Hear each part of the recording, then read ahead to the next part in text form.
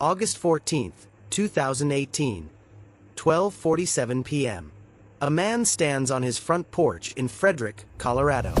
Cameras are rolling. He's been awake for exactly 14 hours. In those 14 hours, his entire family has vanished. His pregnant wife, his 2 daughters, gone. But for the next 111 seconds, he's going to make a mistake. A mistake so subtle, so microscopic, that most people watching this interview missed it entirely. But investigators didn't. What you're about to see isn't just another documentary about the Watts family tragedy. This is about the 111 seconds that changed everything. This is about how a man can say all the right words, while his body tells the truth. And this is about the moment Christopher Watts outsmarted himself on camera. Stay with me, because by the end of this investigation, you'll never watch another interview the same way again. Before we begin, let me be clear about what this is. This isn't entertainment. This is examination. We're going to analyze one of the most studied interviews in criminal investigation history. Not to sensationalize tragedy, but to understand how truth reveals itself, even when someone is desperately trying to hide it. August 13th, 2018. Shannon Watts, 34 years old and 15 weeks pregnant, returns home from a business trip at 1:48 a.m. By 2 a.m., security footage shows her entering her home at 2825 Saratoga Trail. By 1:40 p.m. the next day, she and her 2 daughters, Bella, 4, and Celeste, 3, are reported missing. But here's what makes this case different. Within hours, cameras arrived, media gathered, and Christopher Watts stepped onto his porch to make a public plea. What he didn't know, he was about to give investigators everything they needed. This is that interview, deconstructed, analyzed, frame by frame. And I need to warn you, once you see what I'm about to show you, you can't unsee it. Let's start with what everyone saw. She said she was going to a friend's house with the kids. And that's the last thing I heard, and that was it. Standard enough, right? A concerned husband. A worried father. But let's rewind that. And watch again. Watch his hands. The moment he says, "That's the last thing I heard," his left hand moves to his wedding ring. He twists it. Once. Twice. This is what behavioral analysts call a self-soothing gesture. It happens when someone experiences internal stress while speaking. Now, stress doesn't mean guilt. People experiencing genuine worry show stress too. But here's the critical detail investigators noticed. He only touches his ring when he talks about his wife. When he mentions his daughters, his hands stay still. Why would a father, whose children are missing, only show stress signals when talking about his wife? Drop your thoughts in the comments. Let's continue.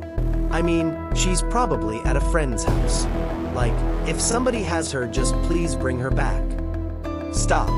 Rewind that. She's probably at a friend's house. According to FBI linguistic analysis, when someone uses qualifying language like probably, maybe, I think, they're distancing themselves from certainty. A genuinely worried spouse doesn't say, probably. They say, she must be at a friend's house, or, I don't know where she could be. Compare this to other public appeals. Watch the language of people whose loved ones are truly missing. Notice something? Desperation, urgency, certainty about what they don't know. Chris Watts. He's using probabilistic language. He's hedging. But here's where it gets even more revealing. Watch what happens when the reporter asks about his daughters. What about Bella and Celeste? I mean, right now I just want them back. I just want them to come home. Did you catch it? Let me show you again. Slower. The moment he says, I just want them back, his eyes dart to his left for exactly 0.7 seconds. Then immediately down. In behavioral analysis, rapid leftward eye movement can indicate accessing constructed thoughts, not memories. He's not remembering his daughters. He's constructing a narrative about wanting them back. And investigators saw this in real time. Now, before we go deeper into what happened next, I need to ask you something. If you're finding this analysis valuable, if you're learning something about how investigators read behavior, about how truth reveals itself even in deception, do me a favor. Hit that subscribe button right now. And here's why that matters.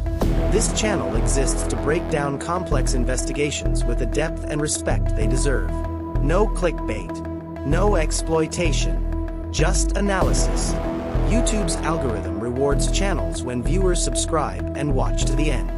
So if you want more content like this, real investigative breakdowns, behavioral analysis, the truth behind the headlines, subscribe now. Because what I'm about to show you next is the moment everything changed for investigators. The 43-second sequence that made them absolutely certain they were looking at the person responsible. Let's continue. 43 seconds into the interview, the reporter asks a simple question. A question that, on the surface, seems almost routine. But watch what happens. Sean and the girls?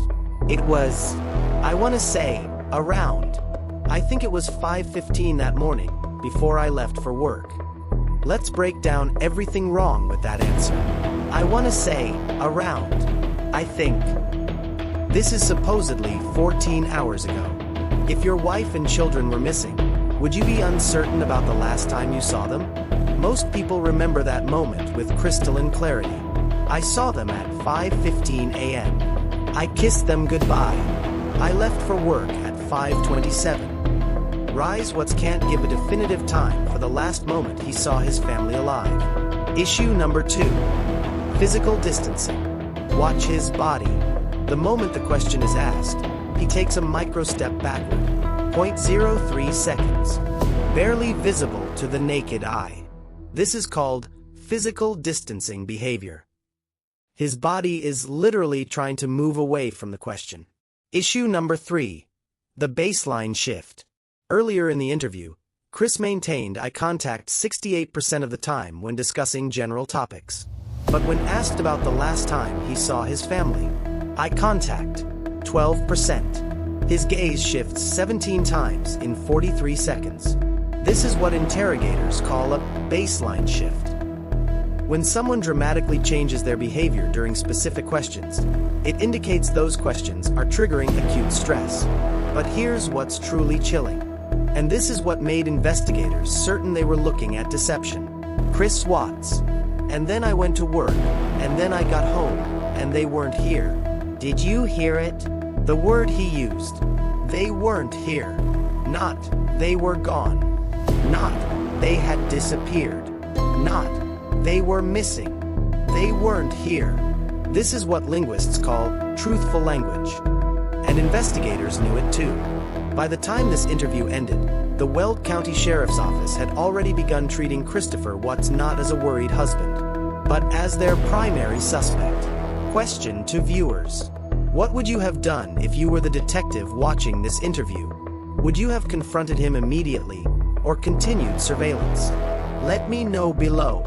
But the interview is only part of the story. He's not saying they vanished into thin air. He's saying they weren't at the location. Because he knew exactly where they were. Because while Chris Watts stood on that porch, performing concern for cameras, investigators were already uncovering something else. Something he didn't know existed. Digital evidence that would make lying impossible. I want to pause here for a moment. We're about to enter the part of this investigation where everything accelerates. Where digital forensics, witness statements, and physical evidence start converging. But before we do, I need to be transparent with you about something. Creating this level of detailed analysis, the frame-by-frame breakdowns, the expert consultations, the hundreds of hours of research, it takes resources. If this video is providing value to you, here's how you can help. First, leave a comment. Even just one word. Tell me what you're thinking right now. The algorithm interprets comments as engagement, which pushes this content to more people. Second, share this video. If you know someone interested in criminal psychology, behavioral analysis, or true crime investigation, send this to them. And third, watch until the very end. Because what I'm about to reveal isn't just about this case. It's about how modern investigation has changed forever. Let's continue. While Chris Watts gave that interview at 12:47 p.m. on August 14th, detectives were already building a timeline. A digital timeline. Because in 2018, we don't just leave physical evidence. We leave data. And Christopher Watts' phone was talking. The digital evidence. August 13th, 5:17 a.m. Chris's phone pinged a cell tower near his home. 5:27 a.m. His phone shows movement, heading north. 5:46 a.m. Phone stops at the Cervi 319 oil field location. 6:32 a.m. Phone returns to movement, heading back. Now, Cervi 319 was part of his worksite. He worked for Anadarko Petroleum. So on the surface, this isn't suspicious. Except for one detail. Chris Watts wasn't scheduled to visit Cervi 319 that morning. His supervisor confirmed it. His GPS work logs confirmed it. He had no legitimate reason to be at that remote oil site at 5:46 a.m. on August 13th. But his phone was there. 4:46 minutes. The surveillance footage. But digital forensics was only part of the puzzle. Neighbor Nate had a security camera. A camera pointed at the Watts driveway. Watch carefully. You see Chris's truck backing into the driveway. This is unusual. He normally pulled in forward. Why back in? Because backing in allows you to load something in the truck bed while concealed from the street. And his truck bed had a cover. Watch the timestamp. 5:18 a.m. to 5:24 a.m. 6 minutes. Chris Watts is at his truck, obscured by the truck bed cover. He then gets in the driver's seat and leaves. The witness statements. On August 14th, investigators interviewed Shanann's friend, Nicole. Nicole was the one who called police when Sean and didn't respond to messages and missed a scheduled appointment. But Nicole told investigators something else. Shanann had texted her just days before, expressing concern about her marriage. She suspected Chris was being distant, and she had started documenting things. August 7th, Shanann tells friends Chris is acting differently. August 9th, she returns from a business trip to North Carolina. August 10th, she tells her friend the marriage is in trouble. August 13th, she returns from Arizona at 1:48 a.m. August 13th, sometime between 2 a.m. and 5:17 a.m., everything changes. On August 15th, less than 48 hours after the interview on the porch, investigators asked Christopher Watts to take a polygraph examination. Standard procedure. He agreed. The test was administered by a certified polygraph examiner with the Colorado Bureau of Investigation. 3 questions. Simple. Direct. Question 1. Did you cause your wife Shanann's disappearance? Chris's answer. No. Result. Deception indicated. Question 2. Do you know where Shanann is? Chris's answer. No. Result. Deception indicated. Question 3. Do you know where your daughters are? Chris's answer. No. Result. Deception indicated. Failed on all 3. What happened next changed everything.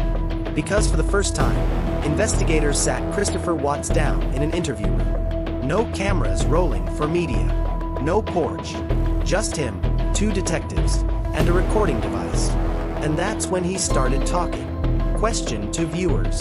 If you were in that interview room, what's the first question you would ask him? Comment below. What Chris Watts said in that room wouldn't just break the case. It would redefine everything we thought we knew about what happened on August 13th. And it would reveal something even more disturbing. That the man on the porch, the man who seemed merely nervous, he wasn't nervous about being caught. He was calm because he thought he'd already won. We're approaching the moment where Christopher Watts stops pretending. But before we get there, I need to acknowledge something. This case isn't just about investigation techniques or behavioral analysis. This is about real people. Shanann, Bella, Celeste, Nico, the unborn son. For lives ended. And I want to make sure we're approaching this with the gravity it deserves. If you're still watching, it means you understand that true crime isn't about shock value. It's about understanding, learning, and honoring victims by seeking truth. Right now, I want you to do 3 things. 1. If you haven't already, like this video. It tells YouTube this content matters. 2. Check the description. I've linked to the Sean and Watts Foundation, the National Domestic Violence Hotline, and resources for anyone experiencing intimate partner violence. 3. Stay to the end. Because what I'm about to show you isn't just about what Chris Watts did. It's about the warning signs we all missed, and how we can recognize them before it's too late. Let's continue. August 15th, 2018. 4:47 p.m. Christopher Watts sits across from Detective Tammy Lee and Detective Dave Baumhover. For 3 hours they talk. And for 3 hours, Chris maintains the same story. Shannon took the kids and left. He doesn't know where they are. He wants them to come home. But then, at hour 3, Detective Lee asks a different kind of question. Not about what happened, about how he feels about what happened. Detective Lee. Chris, I need you to help me understand. If Shannon did leave with the girls, why haven't they been found? Why hasn't anyone seen them? And for the first time, Christopher Watts doesn't have an answer. He sits in silence. 43 seconds of silence. And then he says 4 words. Chris Watts. She hurt the girls. She hurt them. In that moment, Christopher Watts changed his story. He admitted Shannon and the girls were gone. But now, he claimed Shannon harmed their daughters after he asked for separation. And in a rage, he claimed he strangled Shannon. Investigators knew this was still a lie, because the evidence didn't support it. The digital evidence, the surveillance footage, the timeline. But it gave them what they needed, a confession that he was involved. On August 16th, Christopher Watts led investigators to Survey 319, to the oil tanks. And there, they found Bella and Celeste. Shannon was buried in a shallow grave nearby. Shannon Catherine Watts, January 10th, 1984 to August 13th, 2018. Bella Marie Watts, December 17th, 2013 to August 13th, 2018. Celeste Catherine Watts, July 17th, 2015 to August 13th, 2018. Nico Lee Watts, January 31st, 2019, expected birth date. On November 19th, 2018, Christopher Watts pleaded guilty to 9 felony counts, including 3 counts of first-degree murder. He was sentenced to 5 life sentences without the possibility of parole, plus 84 years for additional charges. In February 2019, in a prison interview, he admitted his first confession was a lie. He admitted that he alone ended the lives of his daughters and his wife. That there was no confrontation, no rage, just premeditated action. Which brings us back to the beginning, to the 111 seconds on that porch. To the man who thought he could perform grief while hiding guilt. The lesson. What this case taught investigators, behavioral analysts, and law enforcement worldwide is this. The truth doesn't just exist in what people say. It exists in how they say it. In the micro-expressions, the linguistic choices, the baseline shifts. Christopher Watts didn't confess because of aggressive interrogation. He confessed because his own behavior, his own words, his own choices revealed the truth before he was ready to speak it.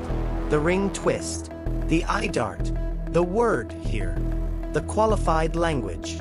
Every single one was a crack in the facade. And that's what makes this case so critical to study. Not because it's shocking, but because it's educational. Question to viewers. Final reflection. What warning signs do you think people in Shannon's life might have missed? This isn't about blame, it's about awareness. Share your thoughts respectfully in the comments. If you or someone you know is experiencing intimate partner violence, please reach out. National Domestic Violence Hotline. 1-800-799-7233. The Sean Watts Foundation provides resources for families affected by domestic violence. You are not alone, and there is help. This case isn't over, not because there are unanswered questions about what happened, but because the lessons continue to unfold.